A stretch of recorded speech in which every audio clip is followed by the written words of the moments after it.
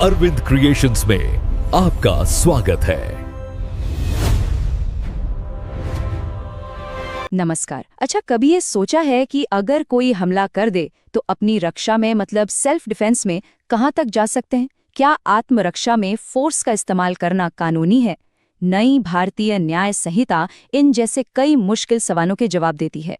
ये हमें बताती है कि कानून की नज़र में कब कोई काम अपराध नहीं माना जाता, भले ही उससे किसी को नुकसान क्यों ना हुआ हो। तो चलिए आज इसी को थोड़ा और करीब से समझते हैं। ये सवाल सुनने में थोड़ा अजीब है ना? कि क्या कानून भी कभी किसी को क्राइम करने की इजाजत दे सकता है? पर इसका जवाब जितना सीधा लगता है ना, उतना है नहीं, बल्कि उससे कहीं ज्यादा दिलचस्प है। तो इसका जवाब हमें मिलता है भारतीय न्याय संहिता यानी बीएनएस के चैप्टर 3 में। ये चैप्टर उन्हीं खास सिचुएशंस की बात करता है जिन्हें जनरल एक्सेप्शंस कहा जाता है। और हाँ, इसी में हमारा सेल्फ डिफेंस का फंडामेंटल राइट भी शामिल है। देखिए, हमें अक्सर लगता है कि लॉ सिर्फ हमारे एक्शन यानी हमारे काम को देखता है, पर सच तो ये है कि कानून हमारे इरादे, हमारी इंटेंशन को भी उतनी ही इम्पोर्टेंस देता है। और यहीं से बात शुरू होती है उन कामों की जिन्हें कानून की नज़र में सही या माफ करने लायक माना जाता है। मतलब जहां ये माना जाता है कि काम करने वाले का इरादा क्रिमिनल नहीं था। चलिए एक एग्जाम्पल लेते हैं। मान लीजिए एक पुलिस ऑफिसर को एक क्रिमिनल वाई को पकड़ने का ऑर्डर मिलता है। अब वो पूरी मेहनत करता है, पूरी जांच पड़ताल करता है, लेकिन एक छोटी सी गलती की वजह से वाई की जगह जेड को पकड़ लेता है। तो कानून इस तरह की मिस्टेक ऑफ फैक्ट को यानी तथ्य की भूल को माफ कर सकता है। लेकिन अगर कोई ये कहे, अरे मुझे तो पता ही नहीं था कि ये इल्लीगल है, तो ये बहाना बिल्कुल नहीं चलेगा। मतलब कानून को न जानना कोई एक्सक्यूज नहीं होता। कभी कभी जिंदगी हमें ऐसे मोड़ पर खड़ा कर देती है जहां दो में से एक गलत रास्ता चुनना ही पड़ता है। इसे ही कानून की भाषा में कहते हैं डॉक्ट्रिन ऑफ नेसेसिटी यानी जरूरत का सिद्धांत। इसका सीधा सा मतलब है कि अगर किसी बड़े नुकसान को रोकने के लिए अच्छे इरादे से कोई छोटा मोटा नुकसान करना पड़े तो उसे क्राइम नहीं माना जाएगा। इसके कुछ क्लासिक उदाहरण हैं, जैसे एक जहाज का कैप्टन जिसके सामने एक ऐसी सिचुएशन है कि 30 लोगों से भरी नाव को बचाने के लिए उसे 2 लोगों वाली छोटी नाव से टकराने का रिस्क लेना ही पड़ेगा। या फिर कोई इंसान जो एक भयानक आग को पूरे मोहल्ले में फैलने से रोकने के लिए एक घर को गिरा देता है। ये सब बहुत मुश्किल फैसले हैं, पर कानून इन्हें एक बड़ी भलाई के लिए उठाए गए कदम मानता है। यहाँ तक कि एक बेहोश मरीज की जान बचाने के लिए किया गया रिस्की ऑपरेशन भी इसी में आता है। अच्छा, कानून ये भी मानता है कि कुछ लोग ऐसे होते हैं जो क्रिमिनल इंटेंशन मतलब आपराधिक इरादा रख ही नहीं सकते, जैसे 7 साल से कम उम्र के बच्चे, या कोई ऐसा इंसान जिसकी मानसिक हालत ठीक नहीं है, या फिर मान लीजिए किसी को उसकी मर्जी के खिलाफ जबरदस्ती नशा करा दिया गया हो, या फिर कोई काम प्योरली एक एक्सीडेंट हो, जैसे कोई मजदूर लकड़ी काट रहा है और कुल्हाड़ी का ब्लेड उड़कर किसी को लग जाए। तो इन सब मामलों में भी इसे अपराध नहीं माना जाता। तो चलिए अब आते हैं उस अधिकार पर जिसके बारे में शायद सबसे ज्यादा सवाल होते हैं, राइट टू प्राइवेट डिफेंस यानी हमारा आत्मरक्षा का अधिकार।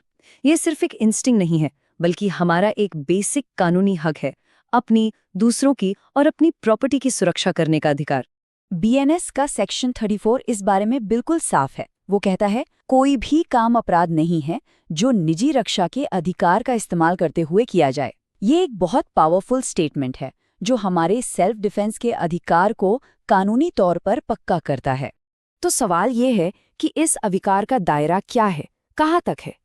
तो देखिए, कानून कहता है कि कोई इंसान सिर्फ अपनी ही नहीं बल्कि किसी दूसरे इंसान की बॉडी की भी रक्षा कर सकता है। और यही सेम चीज प्रॉपर्टी पर भी लागू होती है, चाहे वो अपनी हो या किसी और की, अगर उसे चोरी, डकैती जैसे अपराधों से खतरा हो। अब यहाँ कानून का एक बहुत ही इंटरेस्टिंग पॉइंट आता है। जरा सोचिए, अगर हमला करने वाला कोई ऐसा इंसान है जिसकी मानसिक हालत ठीक नहीं है, तो क्या तब भी सेल्फ डिफेंस का अधिकार मिलेगा? कानून कहता है बिल्कुल मिलेगा, क्योंकि ये अधिकार हमलावर के दिमागी हालत पर नहीं बल्कि इस बात पर निर्भर करता है कि खतरे का डर कितना असली और वाजिब है।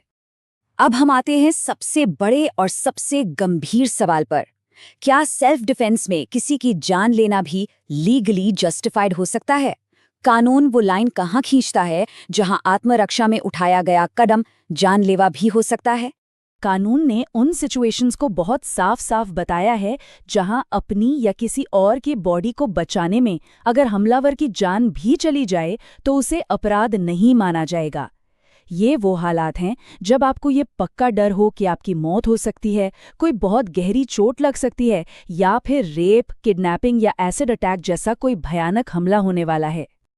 ठीक इसी तरह अपनी प्रॉपर्टी को बचाने के लिए भी जानलेवा फोर्स का इस्तेमाल कुछ बहुत ही सीरियस सिचुएशंस में सही माना गया है, जैसे कि डकैती हो रही हो या रात के अंधेरे में कोई घर में घुस आया हो या फिर किसी के घर या दुकान में आग लगा दी गई हो।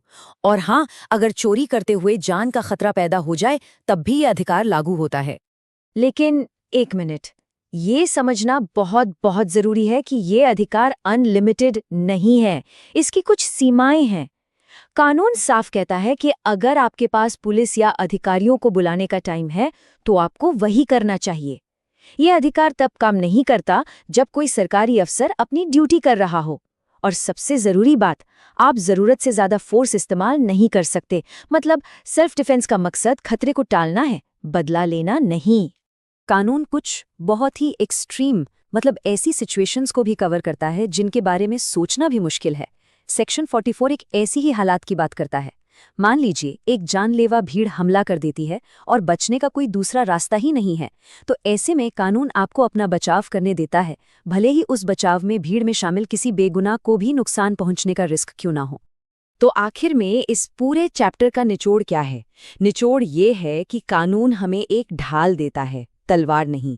ये सारे अधिकार हमारी सुरक्षा के लिए हैं, हमला करने या बदला लेने के लिए बिल्कुल नहीं। ये अधिकार तभी शुरू होता है जब खतरा शुरू होता है, और जैसे ही खतरा टलता है ये अधिकार भी वहीं खत्म हो जाता है। तो ये सारी बातें हमें एक बहुत बड़े सवाल पर लाकर खड़ा कर देती हैं कि कोई भी सोसाइटी अपने लोगों के सेल्फ प्रिजर्वेशन के अधिकार और रूल ऑफ लॉ यानी कानून के राज के बीच एक सही बैलेंस कैसे बनाती है। ये एक ऐसी बहस है जो शायद हमेशा चलती रहेगी, और इस पर